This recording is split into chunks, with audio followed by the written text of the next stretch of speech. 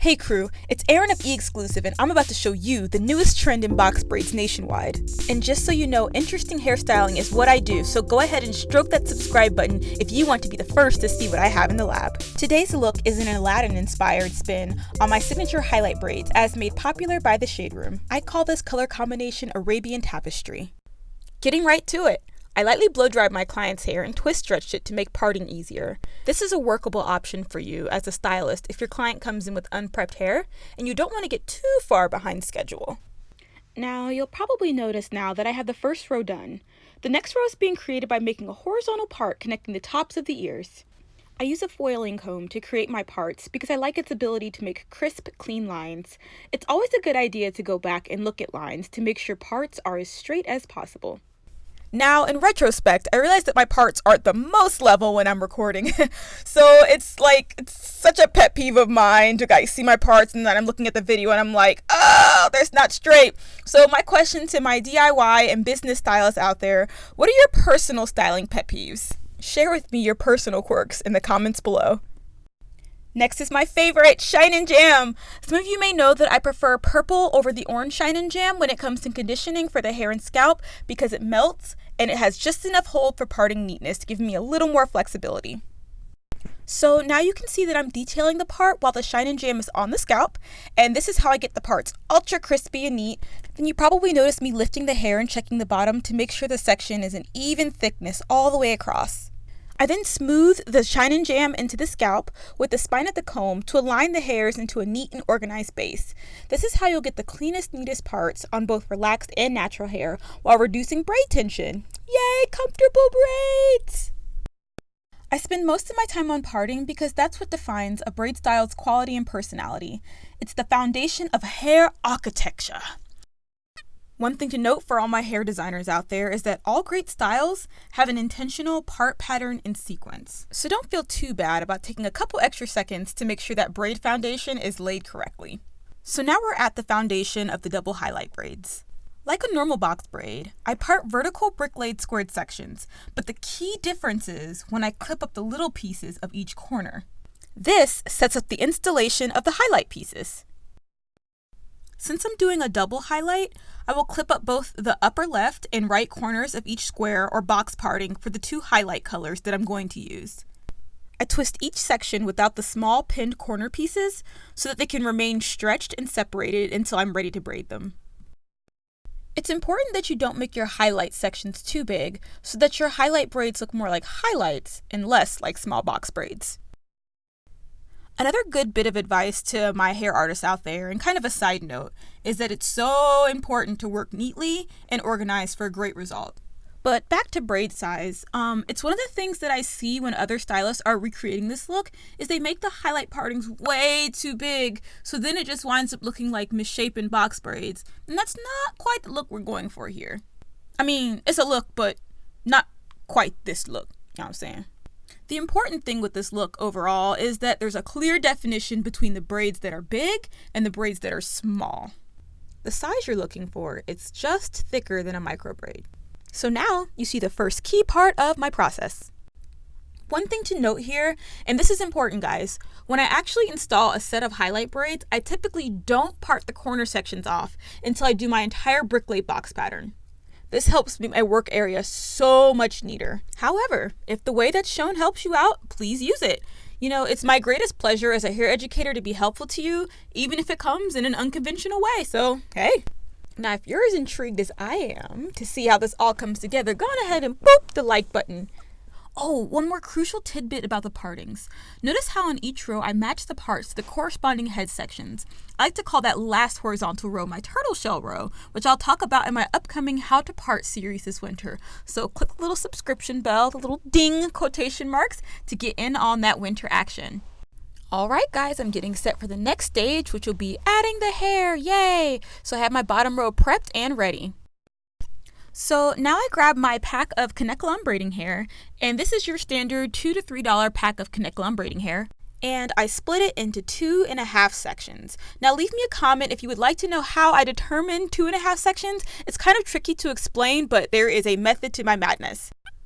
I now have 2 whole sections and 1 half section. I take the whole section and pinch off about 1/3 of that section and gently feather the ends so that my braids seal really well. Now, the best way to tell a section size is to twist it down or to roll it in between your thumb and index finger into a tight cylinder. So here I am feathering, and then you're going to see me test the size by rolling the thickness, and you're going to kind of see how the thickness matches up when I compare the sizes here. So here is my small roll, and it's pretty small there. Now to thickness here, she's definitely 2/3 bigger. If when looking, if you can tell the bigger section is double the thickness of the smaller section, you are ready to fold your strands and start the braid. Now, as much as I would like to go into braid attachment, I don't want to go too far away from the purpose of the video, but super detailed tutorials are coming soon, so be sure to spam me with questions in the comments below until I do. I do, however, want to note that as I'm braiding her hair, I make a point to tuck her natural hair on the underside of the braid so that we get all of the red and as little of her hair peeking through as possible. So here I am, just taking the braid, grabbing her hair, tucking that piece, twisting, tucking that piece, twisting. It's just a pattern. Braid, tuck, as I get down the strand. And you start to see how her hair disappears as I go. Now, once I get to the feathered end of the braid, the little small part, I seal the ends using one of 2 methods. Method 1 is a number 4 shaped knot or a slip knot consisting of 4 to 7 literal strands of hair.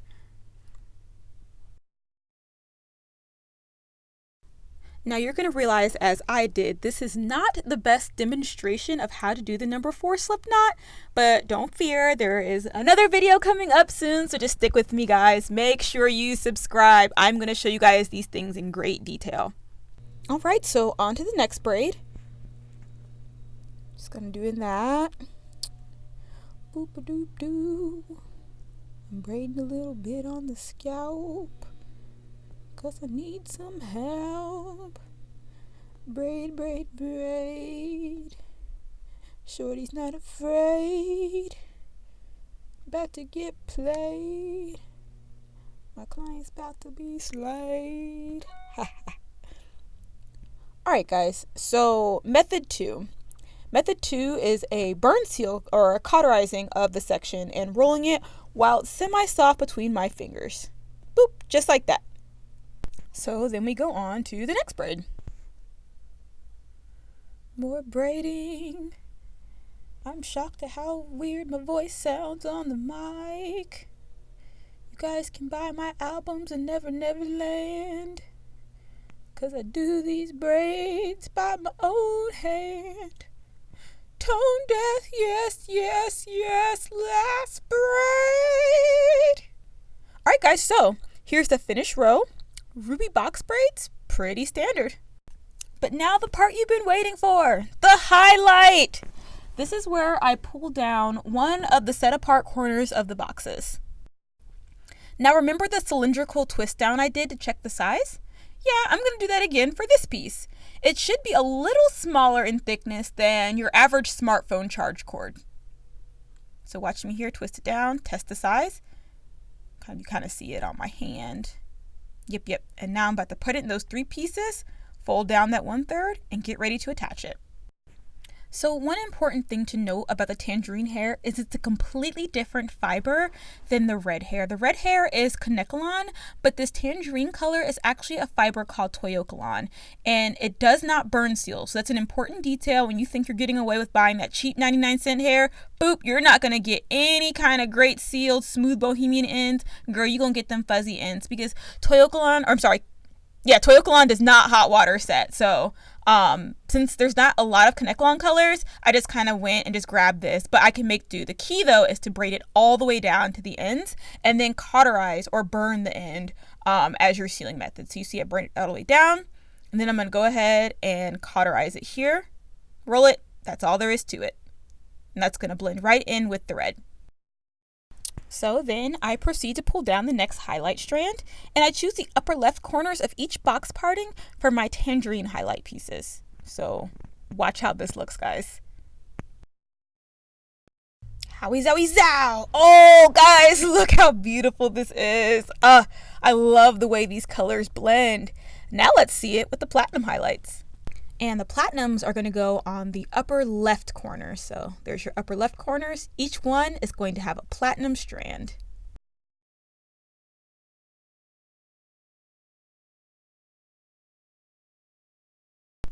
Abracadabra, poof! There goes those platinum blonde highlights. Yes, ma'am. Look at the color combination on this. It is starting to really come out with the rich red that is traditionally found on Arabian Tapestry. I am so excited for this Aladdin movie, by the way. And I tried to create some highlight braids that even a magic carpet can love. All right, guys, you have your base braid pattern. That's pretty much all there is to it. You just keep going with each square. You guys want to see the finished look?